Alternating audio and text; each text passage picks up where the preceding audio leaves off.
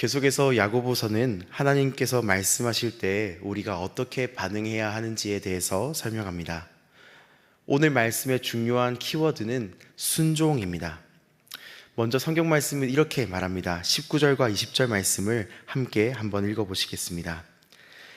내 사랑하는 형제들아, 너희가 알지니 사람마다 듣기는 속히 하고 말하기는 더디하며 성내기도 더디하라. 사람이 성내는 것이 하나님의 의를 이루지 못함이니라. 아멘. 야고보는 예수님을 모르는 사람들에게, 예수님을 모르는 외인들에게 말씀을 전하는 것이 아니라 예수님을 그리스도로 모신 형제들에게 이렇게 말씀합니다. 하나님의 말씀을 듣기는 빠르게, 말하기는 더디게, 성내기도 더디게 하라. 사람이 성내는 것이 하나님의 의를 이루지 못하기 때문이다 라고 이야기를 합니다. 그런데 이 말씀을 들으면 정반대의 삶을 살았던 신약 성경의 한 부류의 사람들이 생각납니다. 바로 바리새인들입니다. 바리새인들은 어떠한 사람들입니까? 바리새인들을 비롯한 종교 지도자들은 하나님의 말씀을 먼저 받은 사람들이었습니다. 이들은 아주 어렸을 때부터 하나님의 말씀을 교육받아서 일반 백성들에게 하나님의 말씀을 나눠주는 일을 했던 사람들입니다.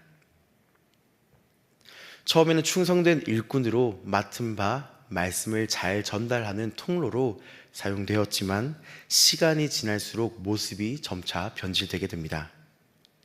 마음을 다하고 목숨을 다하고 뜻을 다하여 주 너의 하나님을 사랑하라 라고 말씀하셨건만 이들은 점차 변질되어서 사랑하는 모습은 사라져가고 그 행동만 삶 가운데 나타나는 사람들입니다. 하나님께서 말씀하신 마음의 사랑은 순종하지 않고 결국은 껍데기만 남아있는 사람들임을 생각할 수 있습니다. 이 모습을 보시고 예수님께서 무엇라 말씀하십니까? 예수님께서는 이렇게 말씀하십니다. 바리새인들을 향하여서 그들이 말하는 바는 행하고 지키되 그들이 하는 행위는 본받지 말라. 그들은 말만 하고 행하지 아니하며 또 무거운 짐을 묶어 사람의 어깨에 지우되 자기는 이것을 한 손가락으로도 움직이려 하지 아니하며 라고 말씀하십니다. 예수님께서는 이들이 말만 하고 순종하지 않는 모습에 대해서 비판하십니다. 바리새인들은 하나님께로부터 말씀을 듣고 배웠습니다. 하지만 어느 순간 그들은 말씀을 순종하지 않았습니다. 자기 자신들은 말씀을 순종하지 않지만 다른 사람들에 대해서 당신은 하나님 말씀에 순종하기 위해서 이렇게 해야 합니다, 저렇게 해야 합니다 라고 입만 대는 사람이 되어버렸습니다. 결국 말씀에서 그토록 기다리고 있는, 말씀에서 그토록 제시하고 있는 예수님께서 메시아로 나타나셨음에도 불구하고 그들은 듣기를 거부하고 말하기는 빠르게, 성내기도 빠르게 하는 모습이 되어버렸습니다. 이로 미루어 보건대 이러한 질문이 생깁니다. 말씀을 듣는 것과 말씀을 배우는 것과 반대로 말씀을 행하는 것, 말씀을 지키는 것, 순종하는 것 중에 어떤 것을 하나님께서 기뻐하시겠습니까? 라고 하는 질문입니다. 말씀을 잘 듣는 것, 배우는 것도 중요하지만 말씀을 잘 배우고 듣는 것만으로 끝나서는 안 됩니다. 저는 운동을 좋아합니다. 제가 운동을 좋아하는 이유는 여러 가지가 있습니다. 하나님께서 주신 몸을 잘 관리하고자 하는 목표도 있습니다. 그리고 저에게 있어서 유일한 취미가 운동이기 때문에 저는 운동을 좋아합니다. 이 이외에도 사람들이 당신은 저에게 왜 운동을 계속 하십니까? 라고 물을 때 대답하는 대답이 하나가 있습니다. 어떠한 대답이냐면 먹은 만큼 살이 찌지 않기 위해서 운동을 합니다 라고 하는 답변입니다. 지금은 교정기를 껴서 음식을 먹는 속도도 양도 많이 줄어들었습니다. 그러다 보니까 자연스럽게 살이 빠지고 있습니다. 그런데 제가 교정기를 끼지 않았을 때에는 함께 식사를 해보신 성도님들께서는 아실 것입니다. 음식을 굉장히 빠르게 그리고 많은 양을 먹습니다. 음식물이 입에 들어간 후에 속 안에서 벌어지는 과정은 바로 이것입니다. 입에서 한번 소화가 되고 위에서 한번 소화가 되어서 음식물이 가지고 있는 영양분들이 몸 안에 곳곳으로 퍼져나가게 됩니다. 이 영양분을 사용해서 행동을 하기도 하고 일상생활을 살아가는 원동력이 됩니다. 그런데 만약 에너지는 넘치는데 음식물은 아주 많이 먹는데 이것을 발산할 수 있는 곳이 없다면 어떻게 되겠습니까?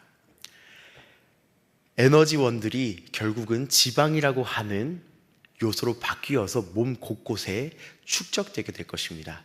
우리는 그것을 보고 살이 찐다고 얘기를 합니다. 음식을 많이 먹지만 그만큼 활동할 수 있는 에너지를 소비할 수 있는 것이 없다면 결국 비만에 처하게 될 것입니다. 들어오는 양이 있으면 나가는 양이 있어야 건강을 유지할 수 있습니다.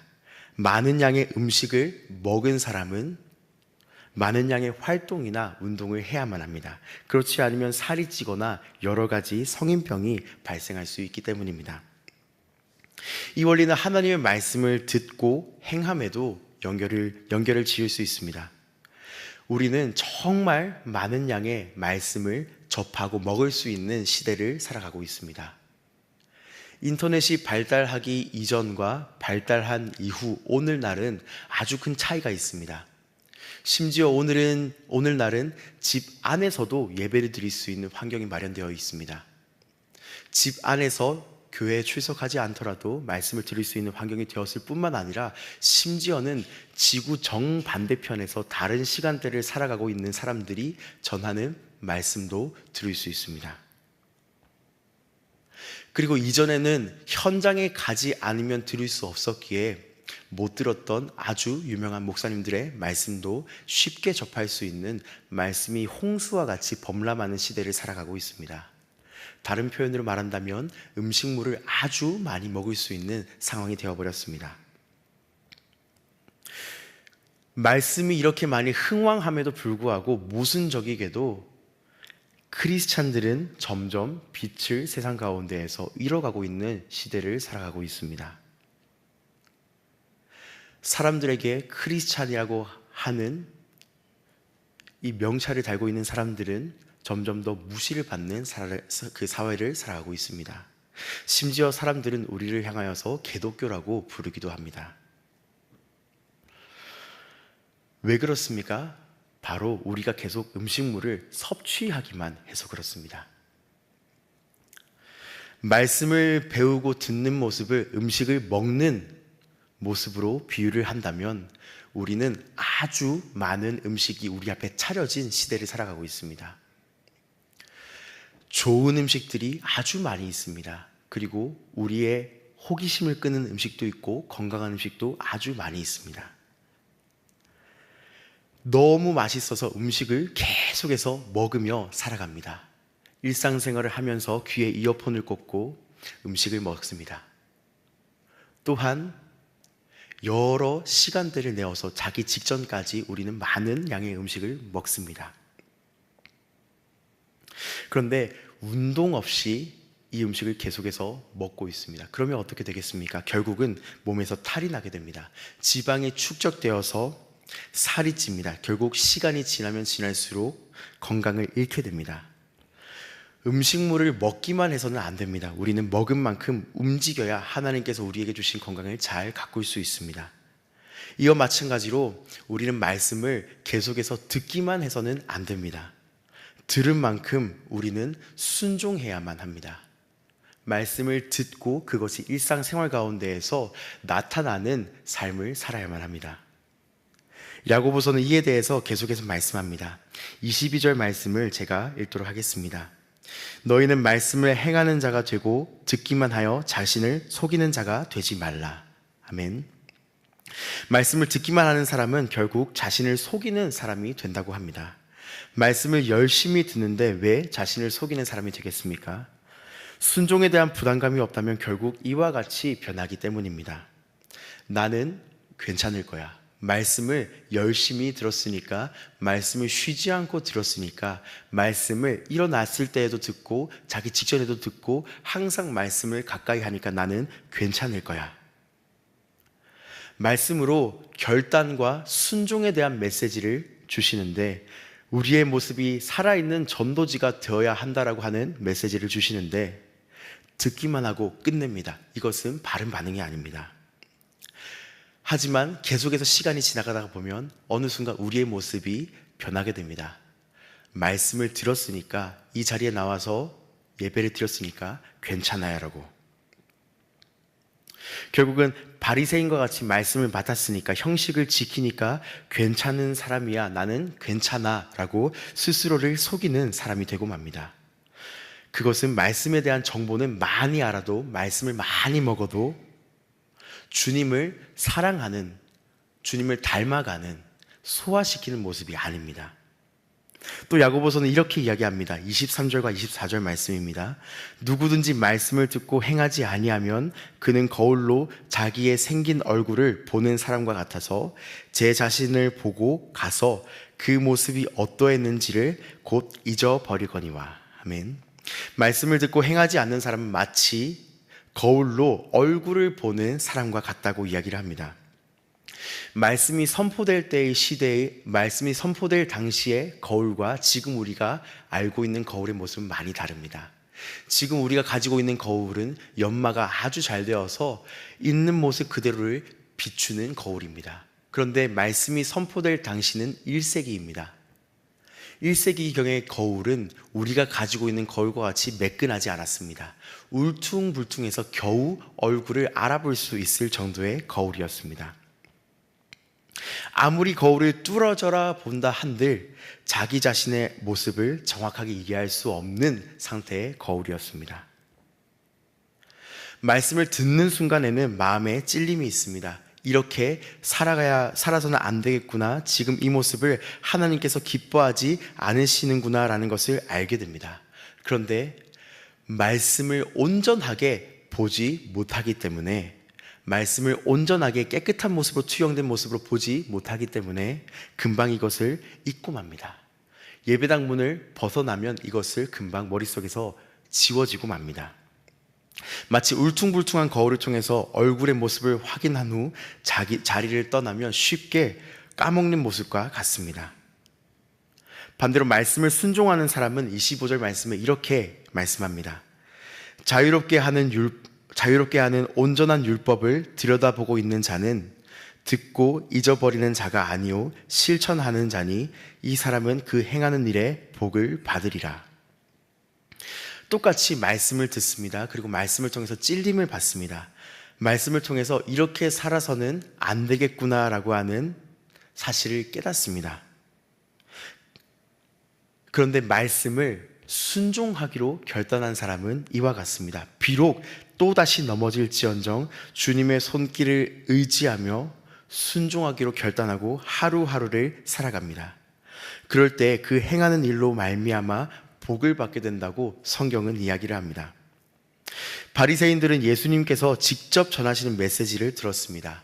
하지만 안타까운 것은 순간의 마음의 찔림은 받았지만 삶으로 돌아갔을 때 그들에게 남은 것은 없었습니다. 말씀의 깊은 의미와 복은 누리지 못했고 그들에게 남은 것은 결국 바깥 모습밖에 없었습니다. 마지막으로 야고보서는 순종의 예로, 어떻게 순종해야 하는지를 보여주는 예로 경건에 대해서 설명을 하고 있습니다. 경건은 무엇입니까? 경건은 형태가 갖추어졌을 때 우리는 경건한 사람이라고 이야기를 합니까? 예를 들어보도록 하겠습니다. 예배를 그 누구보다 열정적으로 드리는 사람이 있습니다. 무슨 일이 있더라도 주일 성수를 지키는 사람입니다. 예배 시간에는 예배당 제일 앞자리에 앉아서 말씀을 듣고 노트에 필기를 하는 사람이 있습니다. 그리고 다른 교회 가족들과 이야기를 할 때 말씀에 근거해서 많은 조언도 위로도 해주는 한 사람이 있습니다. 그런데 이 사람의 모습은 교회 문 바깥을 벗어나면 180도 변합니다. 교회 안에서는 서로 사랑해야 한다, 예수님을 닮아가야 한다, 예수님을 닮아서 우리는 서로를 아껴야 한다라고 이야기를 하지만 교회당 문을 벗어나면 사랑이 아니라 다른 사람을 심지어 짓밟고 올라가는 것을 아주 쉽게 생각하는 사람이 있습니다. 다른 사람이 어떻게 무너져 가든지에 대해서 관심이 전혀 없고 나만 복을 받으면 된다라고 생각하는 한 사람이 있습니다. 이 사람은 경건한 사람입니까? 반대로 또 한 사람이 있습니다.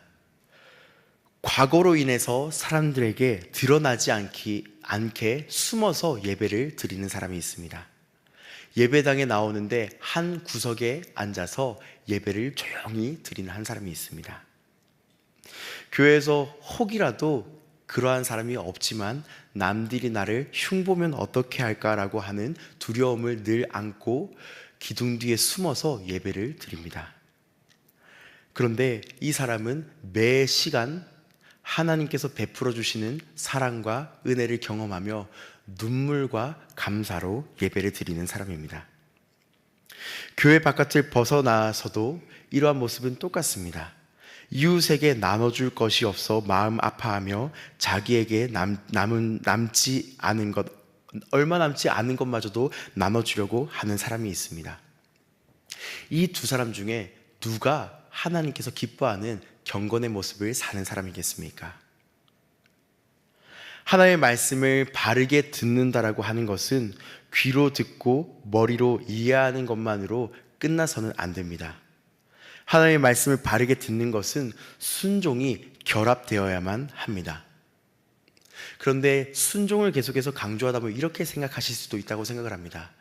그러면 순종하면 하나님께서 우리를 사랑하시는구나. 순종하면 하나님께 구원받을 수 있구나. 순종하면 복을 받을 수 있구나. 결국 복받기 위해서 순종해야 하는구나 라고 오해하실 수 있다라고도 생각을 합니다.